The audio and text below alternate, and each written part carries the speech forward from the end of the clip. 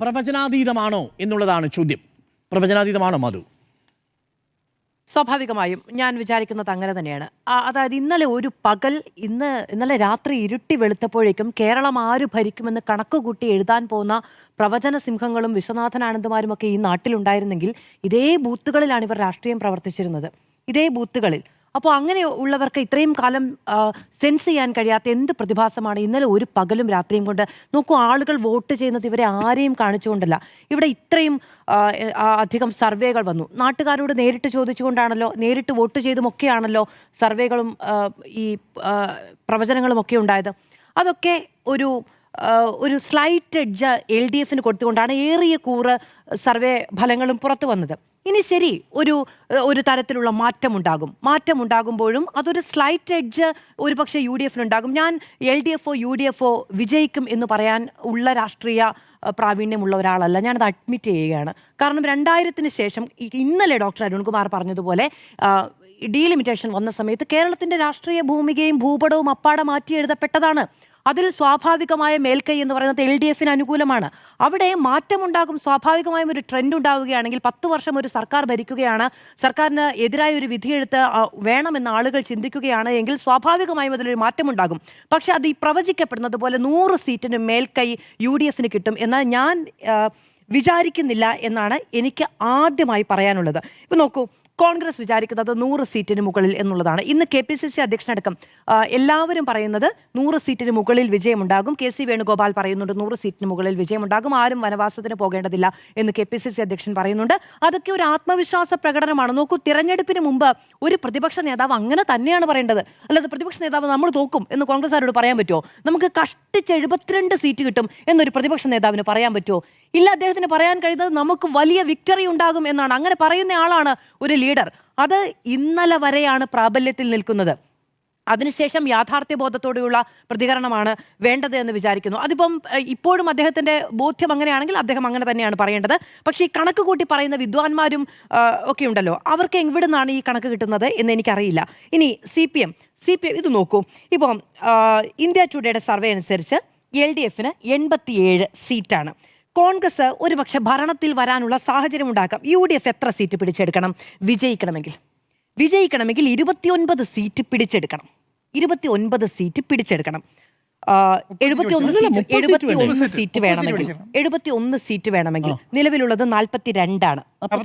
42 ഉപതെരഞ്ഞെടുപ്പ് കൂടി അപ്പൊ 42, 29 സീറ്റ് പിടിച്ചെടുക്കണം. ഇനി 100 ആകണമെങ്കിലോ? 100 ആകണമെങ്കിൽ 58 സീറ്റ് പിടിച്ചെടുക്കണം.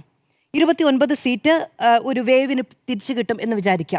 58 സീറ്റിലെ രാഷ്ട്രീയ മാറ്റം ഉണ്ടാകണമെങ്കിൽ കേരളത്തെ അട്ടപട്ടലം മാറ്റി എഴുതുന്ന വല്ല രാഷ്ട്രീയ ചുഴലിക്കാറ്റും സംഭവിക്കണം. അങ്ങനെയാണെങ്കിൽ ഒരു രാഷ്ട്രീയ വിദ്യാർത്ഥി എന്ന നിലയ്ക്ക് ഞാൻ അതിനെ ചരിത്രപരമായ ഒരു മാറ്റം എന്ന നിലയ്ക്ക് കാണാനും പഠിക്കാനും തയ്യാറാണ്. അത് ഈ സമയത്തിരുന്ന് പ്രഡിക്റ്റ് ചെയ്യാൻ പറ്റുമോ എന്ന് എനിക്കറിയില്ല. ഇനി LDFന് തോക്കാൻ നഷ്ടപ്പെടുന്ന സീറ്റുകളുടെ എത്ര എണ്ണമാണ്? 28 സീറ്റുകൾ. ഇന്നലെ പറഞ്ഞല്ലോ, 26 സീറ്റുകൾ കടുത്ത രാഷ്ട്രീയ മത്സരം നടക്കുന്ന സീറ്റുകളാണ് ഇത്തവണ. അതുകൊണ്ടാണ് സാധ്യതയുണ്ട് എന്ന് പറയുന്നത്. പക്ഷേ 40 സീറ്റിലേക്ക് LDFന് ഒതുക്കണമെങ്കിൽ 100 സീറ്റ് അപ്പുറത്ത് കിട്ടണമല്ലോ. 40 സീറ്റുകളിലേക്ക് ഒതുക്കണമെങ്കിൽ 100 സീറ്റ് അപ്പുറത്ത് കിട്ടണമല്ലോ. അത്രയും വലിയ, നേരത്തെ പറഞ്ഞതുപോലെ രാഷ്ട്രീയ ചുഴലിക്കാറ്റ് എങ്ങനെ സംഭവിക്കും എന്നത് സംബന്ധിച്ച് എനിക്ക് അറിയില്ല. അതുകൊണ്ടാണ് ഞാൻ പറഞ്ഞത്. ഇനി നമുക്ക് ഒരു ജില്ല എടുക്കാം. അപ്പോൾ കോഴിക്കോട് ജില്ലയിൽ ഇത്തവണത്തെ പോളിംഗ് പെർസെന്റ് എത്രയാണ്? ജില്ലയിലാകെ 81%. ഈ 81% ഇതിനു മുമ്പ് കോഴിക്കോട് ഉണ്ടായിട്ടില്ലേ? കോഴിക്കോട് ഉണ്ടായിട്ടുണ്ട്.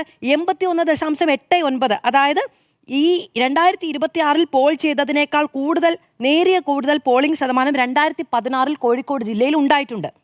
2016 ഉണ്ടായിട്ടുണ്ട്. അപ്പോൾ പോളിംഗ് പെർസെന്റ് കൂടുമ്പോൾ കോഴിക്കോട് ജില്ലയിൽ ഏകപക്ഷീയമായ UDF വിജയമുണ്ടാകും എന്ന് പറയാൻ കഴിയുമോ? ഇല്ല. 2021 80.49, 2016 നേരത്തെ പറഞ്ഞതുപോലെ 81.89, 2011 81.27. അപ്പോൾ പോളിംഗ് ശതമാനം കൂടി ആരാ ജയിച്ചത്? ഒരു ജില്ലയിൽ തന്നെ പോളിംഗ് ശതമാനം 81-നടുത്ത് വന്നപ്പോൾ 2 രാഷ്ട്രീയ പാർട്ടികളും വിജയിച്ചിട്ടുണ്ട്. അപ്പോൾ ഞാൻ പറയുന്നത് ജനങ്ങൾ വോട്ട് ചെയ്യാൻ തീരുമാനിച്ചിട്ടുണ്ടെങ്കിൽ LDFും UDFും ജയിക്കും. പോളിംഗ് പെർസെന്റ് മാത്രം വെച്ച് കണക്ക് കൂട്ടുമ്പം 81% കോഴിക്കോട് ജില്ലയിൽ 2 തവണ ഉണ്ടായിട്ടുണ്ട്. ആ 2 തവണയിൽ 2 മുന്നണികളാണ് അധികാരത്തിൽ വന്നത്. അപ്പോൾ എങ്ങനെയാണ് ഈ പോളിംഗ് പെർസെന്റ് വെച്ച് കണക്ക് കൂട്ടുന്നതെന്ന് വിഷയ വിദഗ്ധർ പറഞ്ഞു തന്നാൽ കൊള്ളാം. ഇനി ഈ കോഴിക്കോട് ജില്ലയിൽ 13 13 സീറ്റിൽ 11 സീറ്റ് LDFന്റെ. കുറ്റ്യാടി, നാദാപുരം, വടകര മണ്ഡലങ്ങളിൽ പോളിംഗ് പെർസെന്റ് കുറവാണ്. അത് ഈ പറയുന്ന പ്രവാസി വോട്ടുകൾ അടക്കമുള്ള കാര്യങ്ങൾ വളരെ കാര്യമായി അവിടെ പ്രതിഫലിച്ചിട്ടുണ്ട് എന്ന് വിചാരിക്കുക. 8 സീറ്റാണ് UDFന്റെ പ്രതീക്ഷ. ഒരു കാര്യം നമ്മളൊന്ന് ആലോചിക്കേണ്ടത് എന്താണെന്നറിയാമോ? ഇത്തവണ ഇപ്പം ന്യൂനപക്ഷ ഒരു വോട്ട് കേന്ദ്രീകൃതമായ സ്വഭാവം ഉണ്ടായെന്ന് സ്മൃതി മാഡം പറഞ്ഞല്ലോ. ശരിയാണ്. എന്തുകൊണ്ടാണെന്നറിയാമോ? ഇത്തവണ വോട്ട് ചെയ്തില്ലെങ്കിൽ നിങ്ങൾ വോട്ടർ പട്ടികയിൽ പെടുമോ എന്നുള്ളൊരാശങ്ക വലിയ തോതിൽ മലബാർ മേഖലയിൽ ഉണ്ടായിട്ടുണ്ട്. യാഥാർത്ഥ്യമാണ്. അപ്പോൾ പ്രവാസി വോട്ടുകൾ മിസ്സായിട്ടുണ്ട്, ശരിയാണ്. പക്ഷേ ഇവിടെയുള്ള ന്യൂനപക്ഷ വോട്ടുകൾ ഒന്ന് ഒരുപക്ഷെ നഷ്ടപ്പെട്ടിട്ടുണ്ടാകില്ല. സാധാരണഗതിയിൽ വോട്ട് ചെയ്യാത്ത മനുഷ്യർ പോലും കുറച്ച് റിസ്ക് എടുത്തിട്ടാണെങ്കിലും ഇത്തവണ വോട്ട് രേഖപ്പെടുത്തിയിട്ടുണ്ടാകും ന്യൂനപക്ഷ വിഭാഗങ്ങളിൽ നിന്ന്. കാരണം SIR ഒരു വലിയ ആശങ്കയായിട്ട് അവരുടെ മുന്നിൽ നിൽക്കുന്നുണ്ട്. അവർക്ക് കഴിഞ്ഞ തവണ ഈ രേഖകൾ വെച്ച് വോട്ട് രേഖപ്പെടുത്തി എന്ന ഒരു രേഖ വേണ്ടതുണ്ട്. അതവരുടെ അരക്ഷിതാവസ്ഥയാണ്. ആ അരക്ഷിതാവസ്ഥ വോട്ടായി ഈ രാഷ്ട്രീയ സാഹചര്യത്തിൽ പ്രതിഫലിച്ചിട്ടുണ്ടാകാം. ഈ അരക്ഷിതാവസ്ഥ സൃഷ്ടിച്ചത് ആര് എന്ന് നേരത്തെ സ്മൃതി മാഡം ചോദിച്ചൊരു ക്വസ്റ്റ്യൻ ഉണ്ട്. ഇപ്പൊ നോക്കൂ, വെള്ളാപ്പള്ളി നടേശന്റെ പ്രസ്താവന, മുഖ്യമന്ത്രി ഹിന്ദുവിൽ കൊടുത്ത അഭിമുഖം, അതൊക്കെ വലിയ ചർച്ചയായ നാടാണ് ഇവിടെ. ഈ വെള്ളാപ്പള്ളി നടേശൻ എന്തൊക്കെ സർട്ടിഫിക്കറ്റാണ് ഇഷ്യൂ ചെയ്യുക സംസ്ഥാനത്ത്? അദ്ദേഹം VD സതീശൻ യോഗ്യനാണ് എന്ന് പറയുന്നു. യോഗ്യതയുടെ സർട്ടിഫിക്കറ്റ് അദ്ദേഹമാണോ കാലാകാലങ്ങളിൽ ഇഷ്യൂ ചെയ്യുക? ആണോ?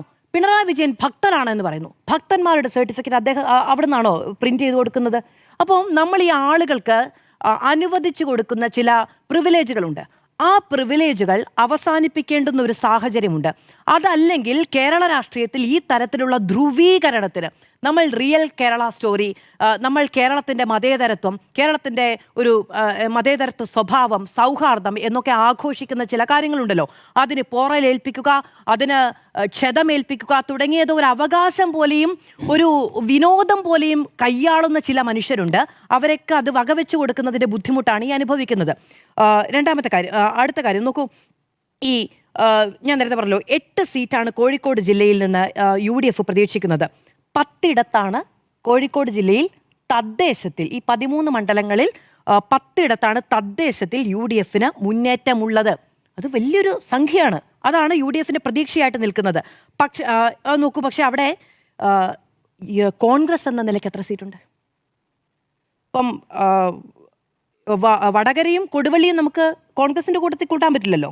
അവിടെ എത്ര സീറ്റ് കോൺഗ്രസിനുണ്ട്? 2001 ശേഷം കോൺഗ്രസിന് സീറ്റ് എന്ന് പറയുന്ന സാധനം അവിടെ ഉണ്ടായിട്ടില്ല. അവിടെ നിന്നാണ് ഈ സീറ്റുകൾ അധികം. അതായത് 2 സീറ്റ് ഘടകകക്ഷികളുടേത് കഴിഞ്ഞിട്ടുണ്ട് എങ്കിൽ ബാക്കി 8 സീറ്റ് പ്രതീക്ഷിക്കുന്നുണ്ടെങ്കിൽ 6 സീറ്റുകൾ കണ്ടെത്തേണ്ടതുണ്ട്. ഞാൻ ഇപ്പോഴും പറയുന്നു, കേരളത്തിൽ ഭരണമാറ്റം ഉണ്ടാകാനുള്ള സാധ്യതയുണ്ട്, ഭരണ തുടർച്ചയും ഉണ്ടാകാനുള്ള സാധ്യതയുണ്ട്. ഇതിനിടയ്ക്കുള്ള മാർജിൻ എന്ന് പറയുന്നത് ഒരു വേഫത്തിൻ മാർജിൻ മാത്രമാണ്. ഞാൻ ഇത്രയും കാലം ഈ പറയുന്ന പത്രം വായിച്ചും നാട്ടുകാരുടെ അഭിപ്രായം കേട്ടുമൊക്കെയുള്ള എൻ്റെ അറിവ് വെച്ച് എനിക്ക് പറയാൻ കഴിയുന്നത്, വലിയ മാറ്റം ഉണ്ടാവുകയാണ് എങ്കിൽ സത്യമായും ചരിത്രപരമായൊരു മാറ്റം ഈ രാഷ്ട്രീയ ഭൂപടത്തെയും പൊളിറ്റിക്സിൻ്റെ ഇതുവരെയുള്ള ട്രെൻഡും സാമുദായിക സമവാക്യങ്ങൾക്കും ഒക്കെ അപ്പുറത്തുണ്ടെങ്കിൽ ഞാനിത് പഠിക്കാൻ തയ്യാറാണ്.